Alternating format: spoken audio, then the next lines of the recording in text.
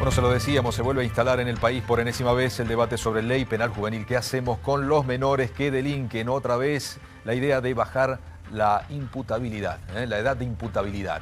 Una opinión, una mirada, una perspectiva con nuestro invitado en esta edición central, el doctor Carlos Ríos López, como abogado penalista. Doctor, bienvenido, buenas noches, gracias por su presencia. Muchas gracias por la invitación y antes que nada, felicitaciones por el nuevo estudio. Bueno, gracias. La última vez que vino, nos visitó, le dije, la próxima vez conversamos de qué hacemos con los menores que delinquen. Así terminaba la entrevista que me hacía Carlos y ahora, casi como premonitorio por parte suya, nos encontramos con que desde el Gobierno Nacional se intenta o se está delineando ya los trazos finales de un proyecto de ley que modificaría la ley penal de minoridad. Recordemos que es una ley nacional y una vez más, digamos, reflotamos una vieja discusión poniendo el foco en el derecho penal como si fuera la solución a una problemática que excede claramente lo penal e incluso le diría lo jurídico. Bien, ¿qué aspectos centrales habría que pensar para tratar de abordar la problemática realmente de fondo? Bueno, en primer lugar, preguntarnos seriamente, como sociedad en general y como gobierno en particular, si de verdad queremos solucionar el problema. Porque si la respuesta es vamos a modificar 1, 2 artículos o una ley completa, yo creo que eso en sí mismo evidencia la falta de voluntad política de ocuparse del problema.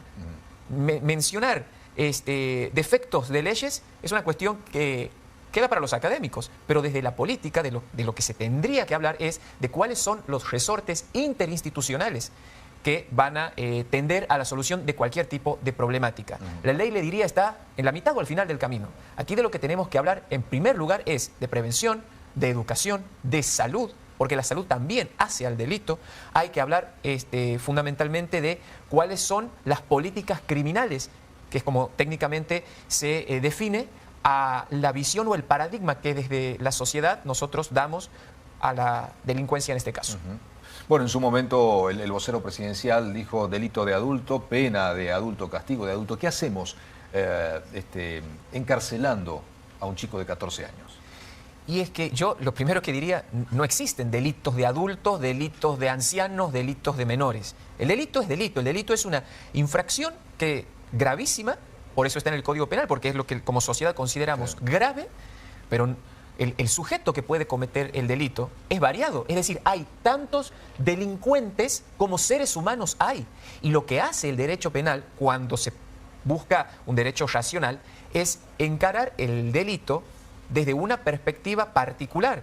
No podemos dividir el panorama en adultos y menores, sino en seres humanos, cada uno con su propia problemática, impronta, circunstancia de vida, y sobre eso actuar. La actuación que hace el derecho penal, en segundo lugar, es una actuación cuando el problema ya está consumado. Entonces, es un oxímoron decir que se pretende solucionar algo cuando el problema ya se consumó. La pregunta es, ¿qué se hizo en las anteriores etapas preparatorias a ese delito que comienzan desde la más temprana edad? ¿Qué hicimos con ese niño que, por ejemplo, está en situación de calle pidiendo limosna desde los 5 años y que a los 15 comete un delito? ¿A alguien le sorprende que ese menor de 15 cometa un delito si durante toda su niñez y preadolescencia estuvo pidiendo limosna? ¿Qué hizo el sistema educativo cuando notó la deserción escolar?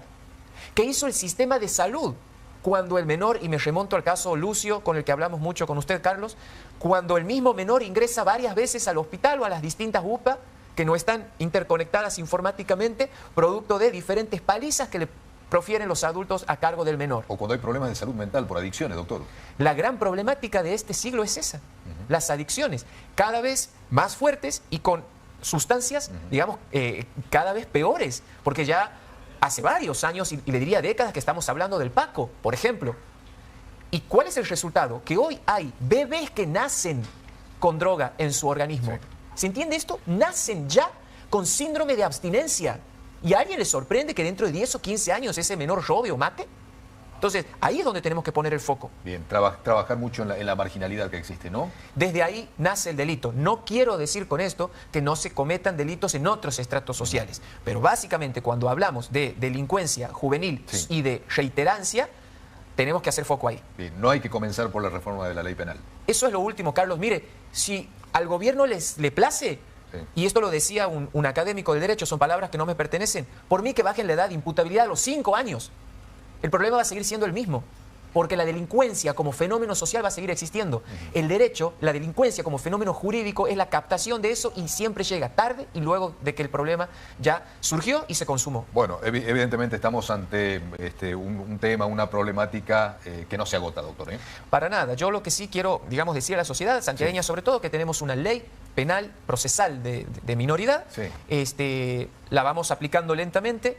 Hoy tenemos, por lo menos en la letra, sí, no materializado, un juez de menores, un fiscal de menores, y ya por lo menos desde nuestra provincia se ha dado ese paso. Pero claro, si no hay un acompañamiento nacional y una nueva mirada más holística, con esa ley procesal no basta.